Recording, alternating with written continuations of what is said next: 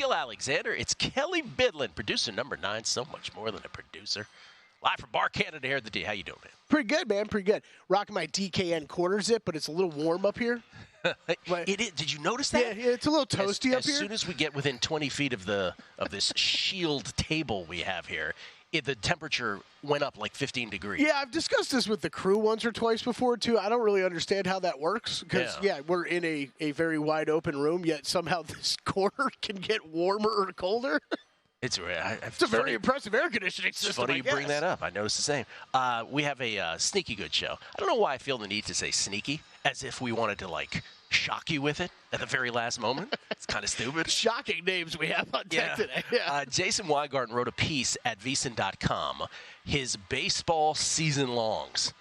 And I believe the name of the piece is how to bet $5,000 in baseball futures. And if you do the math, what did you say it came out to? I believe he failed in his own project. I think it's like 8,000. I think the last line in the article is, well, it really came out to like a little over $8,000, but whatever.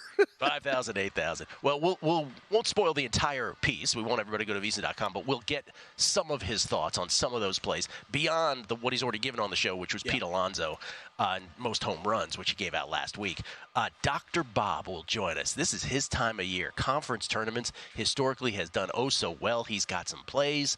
So we hear from the good doctor, who, by the way, is not a physician, Kelly, not an actual physician. In case there was any. Someone has a heart attack, still call 911. Yeah, don't call Dr. It's a hangover. Sia Nejad, some golf. You've got golf plays. So does Sia. We'll talk to Sia Nejad about the Arnold Palmer this week. And Will Hill will join us. We'll get the standard fare of picks from Will. Will doesn't know this, by the way. He's probably listening, but he doesn't know. I'm going to ask him some just macro questions about basketball, pro and college, because we talk about certain things that have developed on both levels of basketball, but I don't know that we ever really discuss the theories as to why. So obviously we know NBA offensive efficiency, the records keep getting broken by teams every year now in recent memory. Why? What are the theories as to why? I know there's officiating, but I mean, is it as simple as teams figured out spacing? We'll get to Will's thoughts on that. College basketball. We didn't really talk about this a lot this year because Wishnev had us sort of in a gag order of you can't, and then Wishnev himself brings it up on a podcast, on a megapod, so it's like, okay, now we can talk about it. And this won't apply in conference tournaments or the NCAA tournament. But why did college teams not all of a sudden, because it's kind of been growing, but this year it was like this. Everybody was on the same email, and they just stopped fouling late in games like they used to. So why did that happen? Yeah. Okay. Yeah. I haven't been watching enough to notice that because that's happen? the stuff that drives me insane. Yeah, I just want theories. Like, what? I guess we know that it happened, but why? Did they all just watch so much NBA? Did they all get load management into their heads, or what was the story on that? So we'll talk about Charlie Hustle took a chill pill. Take it easy, kid. Take it easy, ninth kid off the bench. All right, you don't need to impress the coach that bad today. And it's Indian Wells today, baby. Let's go. Tennis is de facto fifth major. Drew Dinsick and I did a Beating the Book podcast, as we do every year on Indian Wells. 10 days of tennis, well, at least a week and a half, let's say, of tennis. It begins today at 2 p.m. Eastern, 11 a.m. Pacific. But the podcast actually has legs because the folks who have the first round buys, they don't play till Friday. So you'll be able to play futures in this. We'll get into some of my Indian Wells picks. I have 3 futures plays that I made, and I did have 4 first-round plays today. Do you want to do those now? Or you want to do football first? What do you want to do? We can hit those quick, yeah. All right, let's hit them quick. So here are the futures plays that I made in this tournament. No surprise. What do you know? Gil played Iga Swiatek to win this at plus 270. This is as slow of a hard court as it comes. It's a grainy hard court. That plays into her strength. She won this 2 years ago. But she does have competition. Elena Rybakina, who won this last year, is on her half of the bracket. I took Iga at plus 270, which to me is still a good price, despite the fact that she's the number 1 player in the world and she's the prohibitive favorite. Not the prohibitive favorite, but she's a favorite in every tournament she pretty much enters at this point. It was ex-grass. She wouldn't necessarily be on grass, though possibly as well. I took Naomi Osaka to win Q3 at 10-1. Now, this is a wild card play. I brought her up on the podcast with Drew. By the way, Drew from the slopes at Aspen doing the podcast yesterday. Obviously. Yeah. Pristine audio. That's what Sean said, too. From his audio, so much better than mine in the middle of the casino at midday, right? From the slopes of Aspen, talking tennis, not your average podcast. But I brought up Osaka, and the reason I do is because, again, besides Iga, the only player on the women's tour, currently active player who has won 4 slams, is the somewhat forgotten by the casual fan, Naomi Osaka, who is back playing tennis after having a child. And she's in of the quarters, she's in the one that doesn't involve Iga, Rybakina, or Sabalenka. She's in the Coco Gauff quarter. And so at 10-1, I thought that was worth a flyer, so I played her there. And then the only other one, and this admittedly was a nudge from Drew because I was sort of on the fence about it, but I saw Rafa at 38-1. This is sort of in the Osaka vein where you don't know exactly what you're getting. And in Nadal's case, we have not seen him play tennis in quite some time. This is his last stretch of tennis. Maybe it's this calendar year. We don't know exactly. He certainly will rev it up for clay season. But this is the one hard court he wanted to be in, and Rafa was in the finals as recently as 2 years ago when he lost to Taylor Fritz here at Indian Wells, 38-1 to win it all. As far as the plays today, who else is in Rafa's quarter? Let me get that for you. Sorry. No, it's all right. That was on the fly. We'll do it on the fly. In Rafa's quarter, that is the Medvedev quarter, if you will. But it's also got Dimitrov. It's also got Fritz. So Fritz has really good numbers, and Fritz won this tournament 2 years ago. He beat Rafa. His numbers in California are always great. As far as the matches today specifically, the men's match that I have, I would not play it at the current price. These are all at VSiN.com/picks. I made them last night. Every host, every guest, every sport on this network, their picks will end up at VSiN.com/picks for subscribers. Dominic Kepfer was my men's pick over Alexander Shevchenko, but I got him at -122 last night, and I'm seeing -143 right there. So I would not play that anymore. So that's off the board. Again, it pays to be a subscriber. But all the ladies' plays are in play. Daria Seville, I got at +111 against Bernarda Pera. She's in short minus money. I'd still play it, though. I'd still make an exception there, and I'd still play Daria Seville over Bernarda Pera. I do have Tatiana Maria over Arantxa Rus at +105. And the long shot of the day, our girl Katie Volinets over the great young Mira Andreeva. I just think this price is way off, and I think combination of Volinets just getting everything back to her, the weather conditions could fluster Andreeva in this one, and Volinets' hardcore numbers are great, so +235 is the flyer of the bunch. Bet's giving Andreeva or the sister? That's the good Andreeva. This is the good one. By the way, her sister's good too, but Mira could be great. Be a legend. She'll be a legend around here forever. Or until next Erica Andreeva will be a legend around here forever. Yeah, so this is against Mira Andreeva. All right, that's the, again, if you want a much deeper dive, Beating the Book, BNB Paribas Indian Wells podcast is out now at the Beating the Book feed. So I just retweeted it out on my Twitter at Beating the Book. Football. Kirk Cousins. He's the dude that's controlling the quarterback free agency market. All this talk about Justin Fields, it's really about Kirk Cousins. Falcons are the favorite at -225. Remaining with the Vikings is +150. Everybody else is a double-digit long shot. And here's the deal. Kirk Cousins, all things being equal, probably would stay in Minnesota if they gave him a long-term deal. But he's going to be 36 years old. He's coming off the Achilles injury.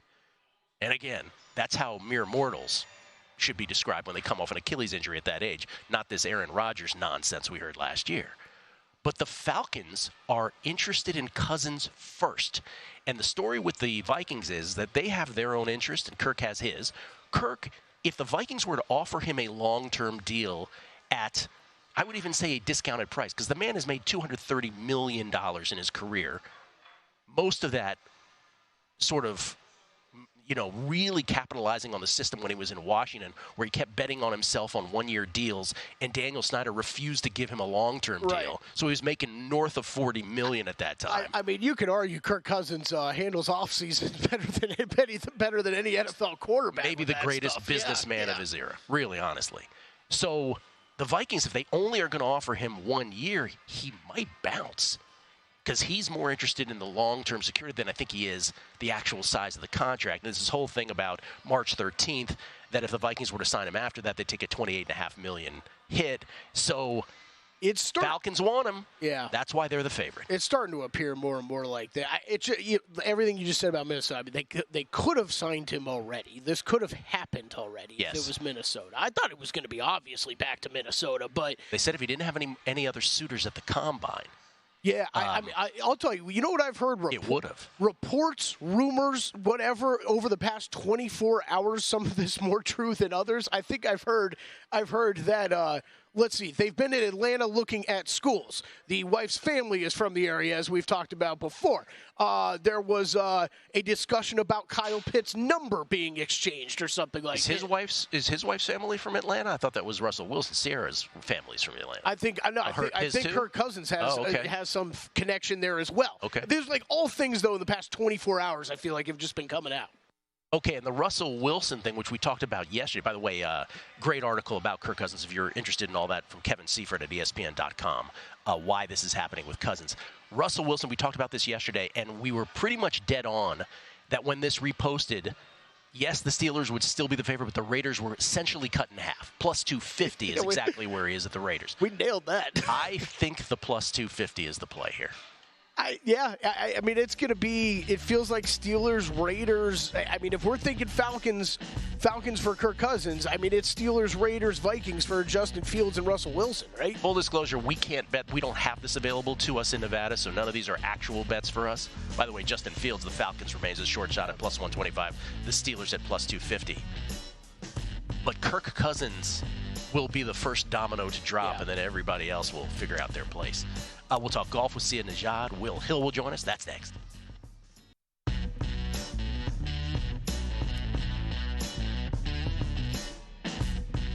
A numbers game on VSiN, the sports betting network. Baseball is back, and what better way to hit off the grapefruit and cactus leagues than with VSiN's free MLB betting primer. This primer will tell you how to bet on spring training and continue all season long with our VSiN experts' World Series futures analysis.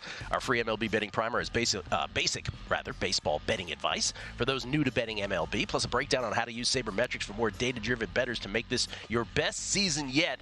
Bet the MLB smarter this year. Download the free MLB betting primer now for free at VSiN.com/guide. That's VSIN.com/guide. Skill Alexander, Kelly Bidlin. We get tweets at Beating the Book. Mike Alvarez, longtime listener, loyal listener, hilarious.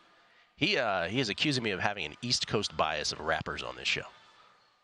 Wow. Can I just tell you? I feel like if anything, it'd be the other way. What would you put the odds on us having the Wu-Tang Clan on this show talking March Madness in a couple weeks when they're here in town? I don't know. Don't get me excited. It's a possibility. That'd be incredible. Are you serious? Just a possibility. Yes. Just want to throw that. I don't know that it's going to happen. I'm just saying it's a possibility. All right. There's your bias, baby. Wow. Ladies and gentlemen, you can follow him on Twitter at @NotTheWillHill. He is the host of his own podcast, cleverly entitled Shoulda Bet More. He's also one of the stars of the Bear Bets pods over there at Fox Sports, which Chris Fallica, is that how you pronounce it? Chris Fallica is the host of? Yep. I believe it's Will Hill, everybody. How you doing, Will? What's up, boys? What's going on? I would say plus 250 for that Wu-Tang thing, that Wu-Tang prop. Plus 250. Okay. Can you imagine? It's not outrageous. Not outrageous pricing. What do you think about the brackets? Should be a fun conversation. Okay, Will, I teased this at the top of the show. You may or may not have been listening. I'm curious, before we get into your plays here, about a couple things in basketball, and I want to just get your theories as to why, because it occurs to me we talk about these things, and we don't often posit theories on this. So one, college basketball, which again, Wishnev had us on a gag order on this most of the year, but then he brought it up on the podcast, so now we feel on the Super Bowl megapod of all things, and so we feel like we could talk about this now because it doesn't really apply in conference tournaments and March Madness. But college basketball has trended over the last couple years as something that we always know as bettors and as just observers. Oh, there's a lot of fouling at the end of games, to something that sort of dissipated. And this year, it really seemed to fall off a cliff. Okay, that's great, but what's your theory as to why? Yeah, I'm not a great person to ask because as much as I'm betting college basketball, I'm live betting. I'm watching more of the scores. My typical night is I pull up the app and I'm just going through the scores and looking for certain points in the game where I'm looking to jump in on the over or the under. So I'm following what's happening with the scores, but I'm not watching the games as much. So I don't even know that there is as much non-fouling. I'll take Todd's word for it. But again, I'm watching the scores more than the games. I know the totals late are inflated, and I just think that's because scoring is up in general, and they're just adjusting it. But you look up, and sometimes when you think a late over is a good play, you look up and you need like 20 points in the last 3.5 minutes, and that's too many points. So they definitely inflated the totals late. I don't know if it's people say, hey, there's going to be fouls, so they play the over, but the totals are definitely inflated. I know Todd swears that there's less fouling, but again, I don't know if that's just handpicking a few instances or he's dead on where across the board it's not as prevalent. So again, I'm watching the scores more than the game, so I'm not sure. Did you have a theory? Because no, I mean, I don't. Even if you're going to tell me, hey, it's 100% true, there's not as much fouling. Okay, the next logical step is why, and I'm trying to think of what it could be, and I'm drawing a blank. I don't know what the I really can't think of a reason in terms of like what would make sense in terms of the new landscape of college basketball and why, unless these teams are just like, I always think early in the season I've noticed that because teams, they don't practice late game situations, so they're just not as efficient. So sometimes those late game overs are troublesome because they don't know to score quick, foul, all that. You got younger teams, you got inexperienced teams where they don't have that down pat. But later in the year, conference play, the games are more important. That seems to iron itself out. If it hasn't this year, I'm kind of stumped too. Oh, I mean, certainly moving forward, it's not going to happen. But it's just, so that's interesting that you even question the premise itself. You think Todd might be handpicking. I don't know that he is, but I don't have a theory because it felt like it was almost like this seeping in of NBA load management in some weird way, where they just decided to punt on games that they didn't used to, oftentimes. But I don't have a theory as to why. Yeah, I don't know. Is it a younger these kids today? Is it a younger generation where, hey, they're down 7 with 30 seconds left and they just say screw it and the game's over? You have a 2% chance to win. Well, I mean, maybe it's a generational thing. These kids today. That's always the answer. If it weren't for those pesky kids. See, I feel like time score situation will just lined up like the perfect example. I feel like it's the kids when they were like up, down 9 and they're fouling with 12 seconds left. That was always like, all right, man, like just let it go. Just let it go. What I'm referring to is instances where you would absolutely foul and they just seem to let it go sometime. Like, what is happening? What am I watching? Yeah. And then the other one is the NBA. We know that if you're a analytics head, you don't have to be. You can do it by eyesight too. You obviously know that the offensive efficiency numbers have been. These records are getting broken every year now, and I'm curious as to your theory on that. Beyond officiating, allowances, is it just as simple as teams figured out spacing finally? Like, what happened here? Yeah, I think it's the spacing. I do think the officiating is a big part of it. And then I know that I'm sure Kelly could talk about this too. Since the All-Star break, there's been a noticeable shift in the way the games are being officiated, where usually, the refs take it to the extreme where if you're not in legal guarding position, any sort of contact the defense is liable for, and it's just a free throw fest. And since the All-Star break, I know a lot of people say, hey, that's not the case. They're letting them play a lot more, which, look, free throws we know are the key to overs or unders because not only do you get points, but the clock stops and, you get in the bonus. It's just, it's a compounding effect. So I do think a lot of it's the free throws, the threes. I don't think it's great for the league, too. I don't know that the league loves it. There's just a perception that every game's 140 to 130. It's just, there's always been a perception that, hey, they don't play any defense in the NBA, even if it's pace and it's more in terms of the efficiency isn't that much different. People don't look at it that way, so I don't think it's great for the league that you have all these huge scores. I do think they'll dial it back a little where they're trying to get a little more defense in the game and make the scores more reasonable. Yeah, the free throw numbers have been down significantly since the All-Star break. That feels like that was a pretty obvious memo sent out about not letting these teams get to the line as much. So that one's been interesting. I think the other one that's been fascinating to track. This is always since Steph Curry of we're stretching out defenses more and more. You got to cover more ground. It makes it more difficult. We've talked about that a lot. I think what's happened in recent years, and I was reading some study like a couple weeks ago from someone at Harvard, someone way smarter than me, about the 2-point shot attempt now being back to worth more than the 3-point attempt because you have so many shooters that are taking 3-point shots that aren't efficient 3-point shooters that it's now opened up but you've stretched out defenses. It's opened up that mid-range for guys like DeMar DeRozan, who, has kind of had a resurgence in his career because he's been able to score back in the mid-range and not have to rely on three-point shots because there's actually room to operate there. With every trend that you exploit, something else opens up. Exactly. And here we're reverting a little bit. Any plays in the NBA or college hoops tonight? Nothing in the NBA. I play 1 or 2 games, like maybe a week, sometimes a month in the NBA. The last NBA side I bet was the Clippers last week against the Lakers. I was like, man, this Clippers team owns the Lakers. They own this head-to-head matchup. They're just the better team. They're up 20 something in the fourth quarter, and I look up and they're it's tied and they end up losing. So I'm taking a little break from the NBA, especially with March here. But college, I did play Seton Hall on the money line. It's right around minus 115, minus 120. I just think Villanova, this game's in Seton Hall. I think Seton Hall's probably a slightly better team. I'm surprised it's only one. They've got the best player on the floor in Richmond. This Nova team can't shoot, can't score. It's interesting with all these Big East teams on the bubble. They're all going to kind of cannibalize each other, although I do think St. John's is in really good shape now to get in this tournament. It's probably going to take just one win in the Big East tournament to get to 20, and the committee's going to have an appetite to put them in. But I do like Seton Hall tonight. I played North Texas +2 against Florida Atlantic. I mean, this was my darling team from last year, but they are so overrated. Every game they are overvalued. They get treated like they were, a top 10 team coming into this year, which they were, but they just haven't played to that level, and they continue to get priced to that level. They've been horrible against the spread. North Texas is not a bad team. And I also played South Carolina plus the 5.5 at home against Tennessee. Might be a little bit of a flat spot for Tennessee. South Carolina, they play slow. They play good defense. And again, Tennessee's coming off big wins against Auburn, against Bama. So maybe they're a little flat here going into South Carolina. So I did take the points there. And those 3 for tonight. Any sprinklage on the money line with the Gamecocks, or no? Just the points? I haven't yet, but I'm not opposed to it. Not opposed to it. Well, after the break, we'll get to your thoughts on conference tournaments, if you have any futures there, and any baseball thoughts. But I'm just curious, just where you stand on this. The Atlantic Sun tournament, which, of course, was the first to have begun a couple nights ago.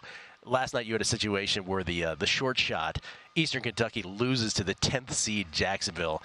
And then those people who had Lipscomb were like, oh, what a great opportunity, and then Lipscomb falls. And so now we're in the semis. It includes 10 seed Jacksonville. Are you one of these people who actively roots for the 10 seed to get into the tournament? Yes, me too. 100%. It is cruel that the one has a great season and all of a sudden they're out one bad night. But it is fun. It's what makes March fun. It's so great. I never understood the opposite, where people are like, oh, I don't want a team like that again. And no, this is exactly what we want. Precisely what we want. Chaos. It's madness, for God's sakes. By the way, Brent Musburger, the first person to ever call it March Madness. We should point that out every year. Coming back, more Will Hill, conference tournament thoughts, baseball. It's a numbers game at VSiN, the Sports Betting Network.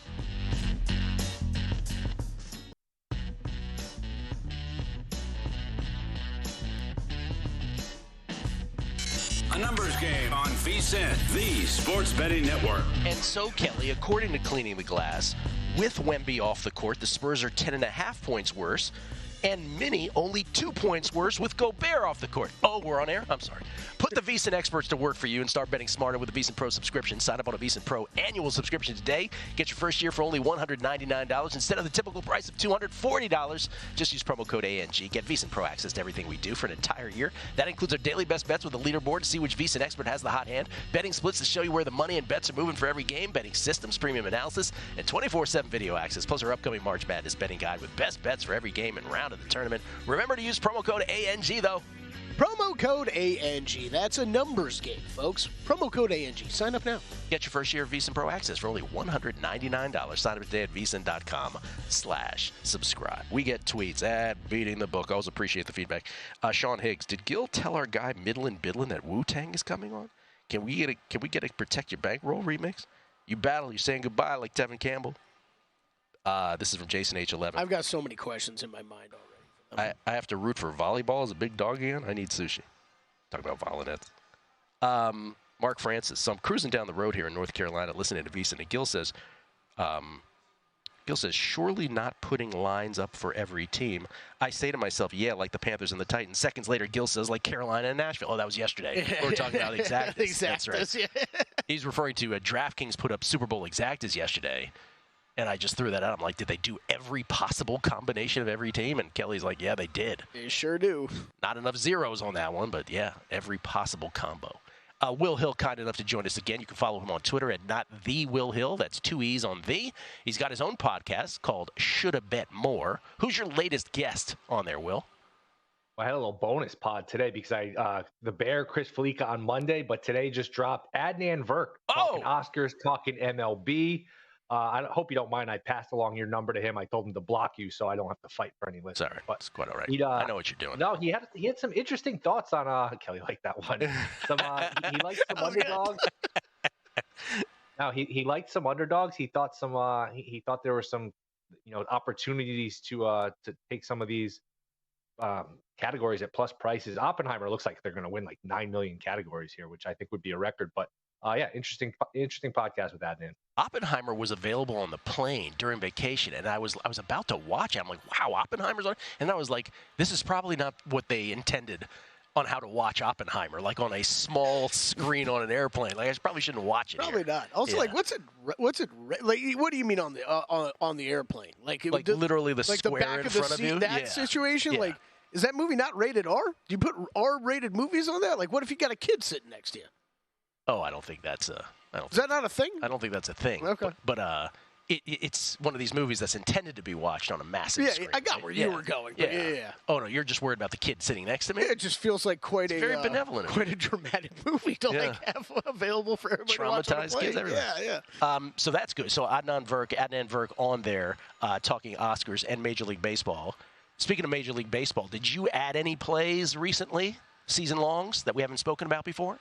I added a few. I bet the New York Yankees plus 165 to win the division, to win the AL East. I talked myself into it. I just think they're going to be able to finally score some runs with Judge and Soto. You get Rizzo back, he's probably going to hit you, 25, 30 homers, and it just slides everyone down to peg. Gleyber Torres and Stanton, these guys that were asked to hit, higher in the lineup can hit a little bit lower. They'll get Dominguez back at some point. Sounds like sooner rather than they expected. And they finally added some left-handed power. You need a left-handed presence in Yankee Stadium. And these past 5 or 6 years, they've been so right-handed, so slow. When you're right-handed and slow, it's such a recipe for double plays because you're farther away than a left-handed batter is to first base. Plus the swing just takes you in the other direction. Mm-hmm. So they've hit so many double plays. They're a little more lefty now with Verdugo, Dominguez. I actually think Grisham will give them something too. I don't know about the rest of the rotation after Cole. I think Rodon's the key to the whole season, where if he can pitch like he did 2-3 years ago, they're really cooking with something. But they need those guys, Rodon, Cortez, to be healthy, to be effective. I don't love the back of the bullpen. They have a habit of finding these guys that are unsung and turning them into quality arms. But I'd like another arm either in the bullpen or in the rotation or both. But to me, Baltimore, they're already dealing with some rotation issues. I know you can look at some of the advanced stats, the Pythag. Baltimore got fortunate last year in terms of how many games they won. And again, Bradish is already banged up. Means is already banged up. Tampa, I know they regenerate these players, and they always, they lose a player and they turn up 3 more stars in his place. But at some point, like Wander Franco, McClanahan, Springs isn't going to be back for most of the year. They're down a lot of their talent. It's got to matter at some point, right? It's got to. Yeah. I would think so. And Toronto hasn't seemed to be able to get to that level where, they're 88, 90-ish wins, but they haven't been able to get over the top and win that division. So Yankees at plus 165, I do think is a good price. I also added the Red Sox under wins. I was on the fence with doing this anyway. Yesterday, Giolito got hurt. He's out for the year. And they just have no pitching. And you look at their division, it's 56 games against the Yankees, the Orioles, the Blue Jays, the Rays. And that ballpark, when you don't have any pitching, seems like the ownership has gotten really cheap for whatever reason. I don't know if they're stacking their pennies trying to buy the Vegas NBA team or some soccer team. I guess they have different interests where ever since the Betts trade, they really cut back on their spending. So I did play under Red Sox as well. And one more quick one, 8-1. You can find this at, I think it was at Bit Rivers. Wyatt Langford to win Rookie of the Year. You're going to throw him in that lineup. That Rangers lineup was Seager, Garcia, and all the rest of the guys. He's probably going to hit 7th or 8th. 8-1 to me is a good price. He's not going to have any pressure. He hit so well last year at Florida in the minors. That team is going to be stacked when you add Evan Carter and Langford to that everyday lineup. They're going to be a lot of fun to watch. So I don't know. I think the game's in good shape. A lot of young stars, a lot of young talent. I saw Skeens throwing the ball 102, 103 miles an hour the other day. Of course, he can't crack the Pirates rotation. He's going to start in the minors because that vaunted Pirates rotation is just so dumb. But there is a lot of talent, in the majors right now. What's that they're manipulating that contract? Is that what they do with a guy like him? I think so. Yeah. Seems like it. Yeah. Okay. college hoops, the small conference tournaments of the markets that are up, all the ones that start this week or have started and are still up, including the Atlantic Sun, which has 4 teams left in their tournament. Did you make any plays? You see any value in any of these? I don't. I will suggest if you identify one of these teams that you like, that you think is underrated, just take them on the money line, roll them over. I know it's good for content and people like to have the 20 or 30 to 1. And it's good for the sake of conversation, but usually you do get more bang for your buck if you take the money line and roll it over. I know people don't always execute that. They'll bet it once and then they'll either chicken out or lose their money on something else. But I don't see a lot that I like. I will be interested when the bigger tournaments start next week, and this is just a great week. Finally, tomorrow, I think the day games start, and once you get going with the day games, it's a wrap, baby. Yeah, so good. Oh, it's the best. It's the best. Ohio State will be interesting to me because they've really turned their season around under this interim coach Diebler. A lot of it's the 3-point regression too. They were deep into Big Ten play where they're only shooting like 23% from 3, and their opponents were shooting like 43% from 3. And there's a lot of variance. There's a lot of noise in that. So I'll be interested what price they hang on Ohio State. But again, a lot of these are properly priced. I will say this too. I wouldn't bet any of these favorites at minus prices like UConn minus 140, minus 150. I think some of these coaches, especially the big teams, the big-time teams, the UConns, the Arizonas, whatever, if you give them true serum, I don't know that they even want to win these conference tournaments because it's playing 3-4 games. Take 4 rest. days. Yeah. Yeah, and then you got to turn around, and if you're playing Thursday in the NCAA tournament, I don't know. If you go back and look at like who's won the national championship, it's really a mixed bag of like, all right, this team won their conference tournament, this team didn't. There's a lot. I don't know if you can find any differently, but there's just not a lot of rhyme or reason sometimes to the conference tournament with the big dance. So I don't know. I wouldn't get involved with any chalk. And if you like a long shot, money line rollover, I do think is the way to go. But nothing specific really jumps out. I guess this is when I bring it with a money line rollover, by the way, because you'll hear this not only on this show, you'll hear it all throughout the network. And we know, because we're close to the sun on betting, that oftentimes that is the better way to do things. What would you estimate? You alluded to this, because I always say, I go, okay, that's great, and we're really saying the right thing there. But in reality, right? Like if you think about all your casual friends, what would you say is the percentage of people who actually follow through and execute on that, as opposed to just making a futures play and just being done with it? Over under maybe 7% and the under heavily juiced. Yes, I would agree with that. That's why it's like sometimes when we say that, I'm like, okay, we have to say it, contractual obligations, but in reality, who's really following that? And why do you think that is? It's what is it? They see the money in the account and they chicken out and they don't want to double up, or they get distracted, or they lose it on something else, or all of the above. Every reason under the sun, right? Including the stupidest of all of them, which is just the human brain of they see a big number and they're like, this sounds awesome. But if you have them have to do something diligently, it'll never happen moving forward. I think it's heavily juiced. They don't realize they're risking 2,000 anyway. If you're playing it straight to before the tournament, they just, let's just say $100 gets up to 2,000. They get gun shy. Think about like risking the 2,000. Where if you're doing the outright, you're doing that anyway. And also, if it's not a really like long, sexy one, the fact that they would have to lay big minus money on some of those, right, on the way there, they would never do that. Yeah, I think everything you guys said is true. I think also part of the benefit of doing a money line rollover though is you do get the option to stop if you want to stop rolling it over, right? Another bit of logic that will go. Right. Like you've maybe seen 2 or 3 games now, and it's like, I don't feel as confident about this matchup now. Yeah. Will Hill, everybody. Should have bet more, getting everybody. Even had my mom block me on the phone as well. I know what he's up to. I know what you're doing. Will, thank you as always.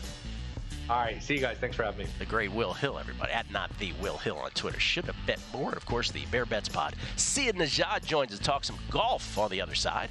All his plays. Numbers Game. VSiN, the Sports Betting Network.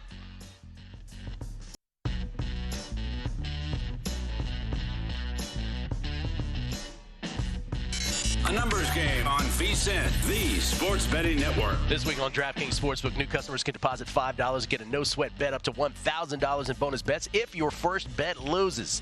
Download the app and use promo code VSiN when you sign up. DraftKings Sportsbook, the crown is yours. Gil Alexander, Kelly Bidler, live from Bar Canada.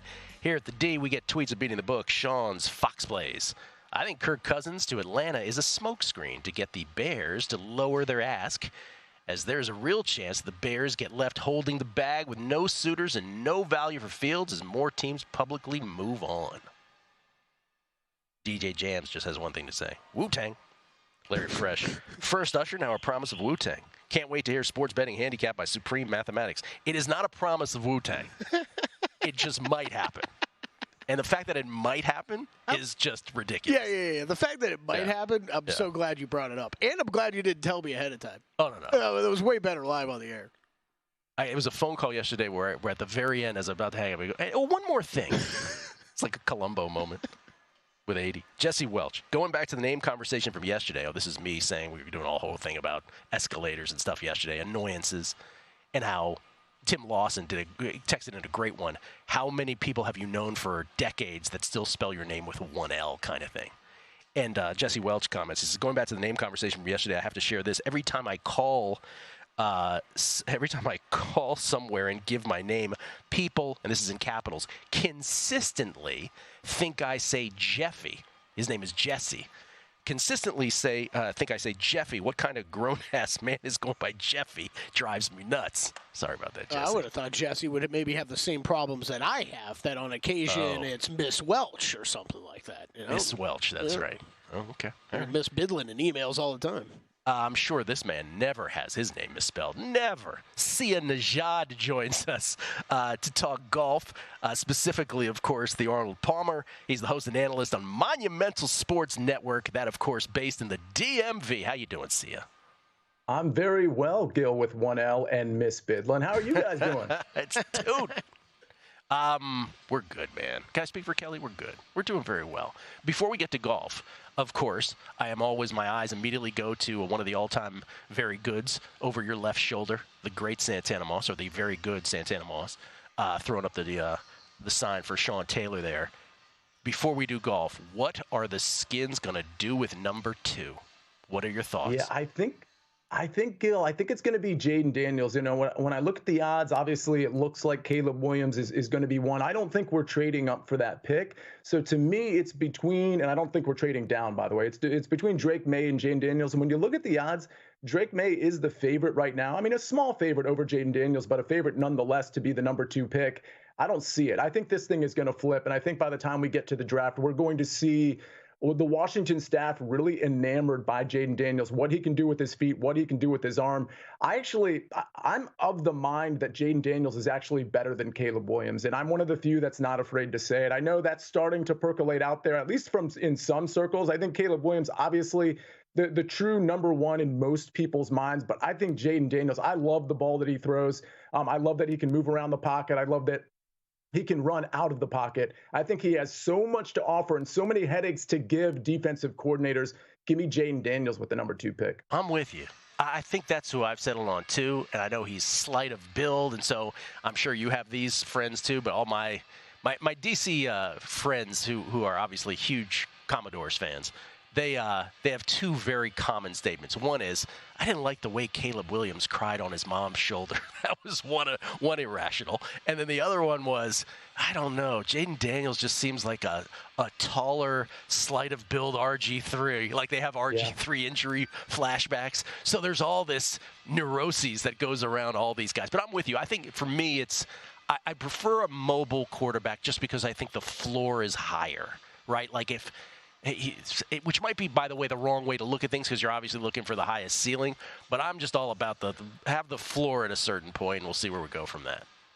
Yeah, I think it comes down to, listen, I mean, you can't predict health. Like anybody can get hurt at any given time. And the RG3 experience, I think, is going to lend itself well to future quarterbacks, including future Washington Commander quarterbacks, in the sense that, hey, you got to know when to slide. You got to know when to take a hit and when not to take a hit. Unfortunately, RG3 kind of learned that the difficult way. But when it comes to Jaden Daniels versus Drake May, I always think of it from a defensive coordinator standpoint. How do I have to game plan for this guy? And I just think it's so much more difficult to game plan for a Jaden Daniels versus a Drake May. Any last hot take or hot bet you got in football before we go to golf for the offseason?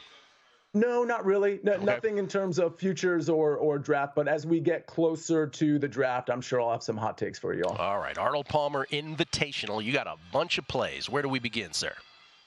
I guess we should begin with the outright market. I mean, listen, this is a condensed field. We've got only 70 players, and there's probably only 20-ish, 25 that can win this tournament because we know at the API at Bay Hill, it's a really, really tough test.